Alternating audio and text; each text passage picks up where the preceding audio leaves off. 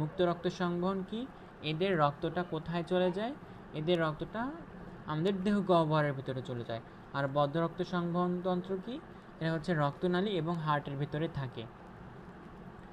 তো আমরা শিখে দেখব এই রক্ত সংবহন যে 3টা প্রধান উপাদান আছে, এটা আমরা দেখব হিমোসিল, হিমোলিম্ফ এবং হৃদযন্ত্র।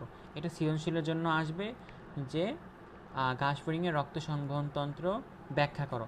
তো এটা গ নাম্বারের জন্য একটা ফেভারিট কোয়েশ্চেন। আমরা এখান থেকে যে 3টা পার্ট হিমোসিল, হিমোলিম্ফ এবং হৃদযন্ত্র, এই 3টা ভাগ ভাগ করে বিস্তারিত করে লিখব। তো দেখো, হিমোসিল কি বললাম? রক্তপূর্ণ দেহগহ্বর। এটার আবার 3টা ভাগ আছে, পেরিকার্ডিয়াল সাইনাস, পেরিভিসিরাল সাইনাস এবং পেরিনিউরাল সাইনাস। এবং মাঝখানে কয়টা পর্দা? 2টা পর্দা আছে। 2টা পর্দা 3টা ভাগে একে ভাগ করছে।